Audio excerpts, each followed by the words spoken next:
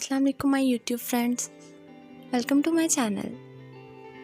دوستو، جب بھی پرفیومز، فیشن اور روشنیوں کی بات ہوتی ہے تو دماغ میں ایک ہی شہر کا نام ابھر کر سامنے آ جاتا ہے۔ جی ہاں، پیرس۔ پیرس کو روشنیوں اور فیشن کا شہر مانا جاتا ہے، جس میں واقع آئیفل ٹاور اس شہر کی پہچان ہے۔ پیرس فیشن کا آئیکونک سٹی ہے اور دنیا بھر کے ٹرینڈنگ فیشن یہاں سے ہی شروع ہوتے ہیں۔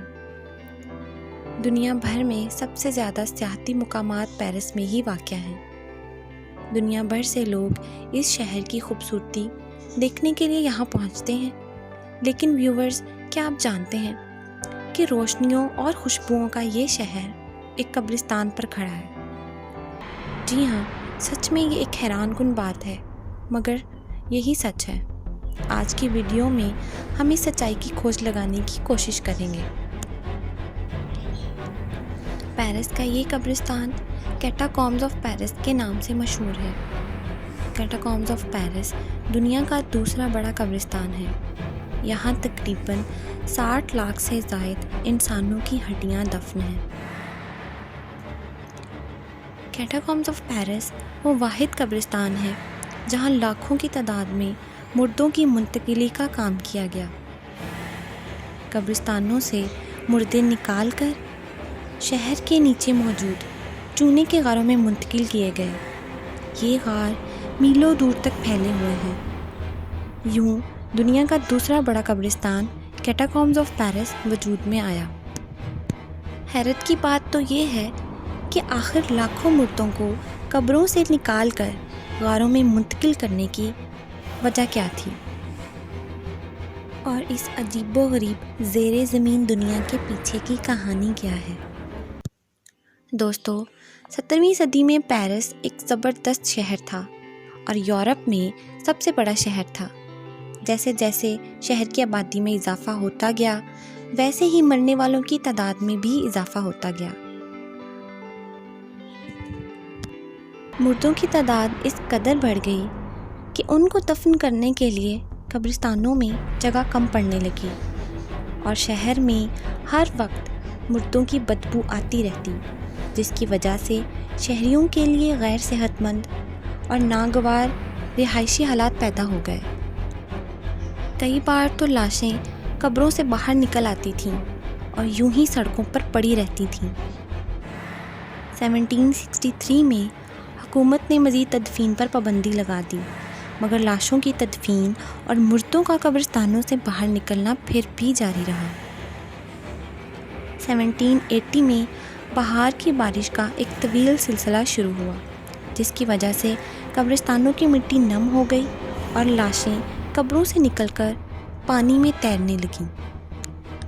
اسی اثنا میں ایک ریسٹورانٹ کے تہہ خانے کی دیوار گر گئی اور بسیدہ لاشوں اور ہڈیوں نے اس جگہ کو بھر دیا۔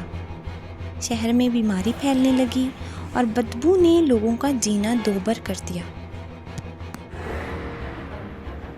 1786 میں حکومت نے فیصلہ کیا کہ قبرستانوں کو خالی کر کے انسانی باقیات کو زیر زمین سرنگوں میں منتقل کر دیا جائے تاکہ شہریوں کو مزید پریشانی نہ ہو۔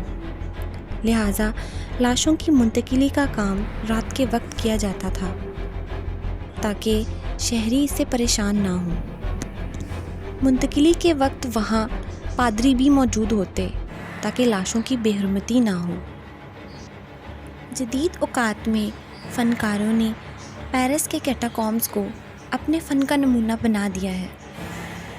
کیٹاکومبز میں موجود انسانی ہڈیوں کو اس خوبصورت انداز میں سجایا گیا ہے کہ وہ ایک آرٹ گیلری کا منظر پیش کرتی ہیں۔ یہ کیٹاکومبز سیاحوں کی دلچسپی کا مرکز ہے۔ سیاحوں کو اس جگہ کا وزٹ کرنے کے لیے 45 منٹ کا وقت دیا جاتا ہے۔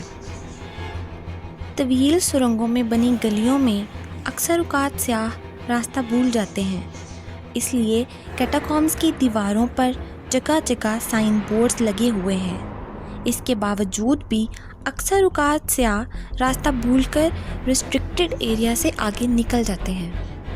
کیٹاکومبس کے دروازے پر بڑے حروف میں لکھا گیا ہے، رک جاؤ، یہ موت کی سلطنت ہے۔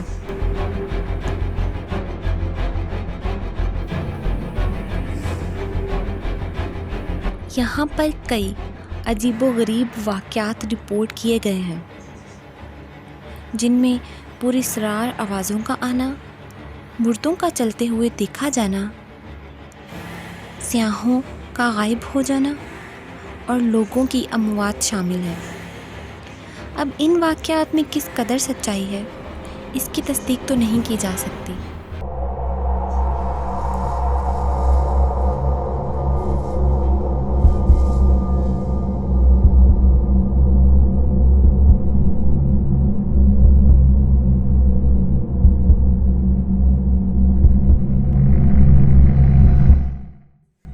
کیٹاکومبس آف پیرس پر ایک ہالی ووڈ فلم بھی بنائی گئی ہے جس کا نام ایز ابو سو بلو ہے۔ یہ فلم کیٹاکومبس میں ہونے والے ایک حقیقی واقعے پر مبنی ہے۔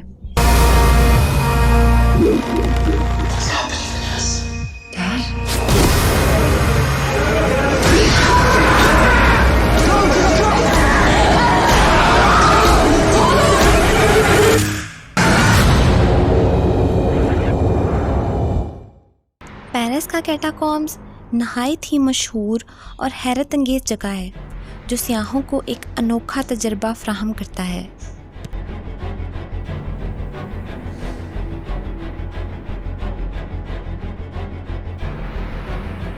اگر آپ کو کبھی پیرس جانے کا موقع ملے تو پیرس میں موجود کیٹاکومبس میں ضرور جائیے گا، کیونکہ موت کی قربت اور انسانی ہڈیوں کی آرائش یقیناً قابل دید ہے۔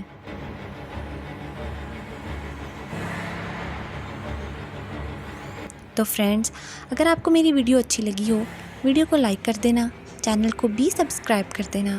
ہم ملتے ہیں ہماری نیکسٹ ویڈیو میں، تب تک اللہ حافظ۔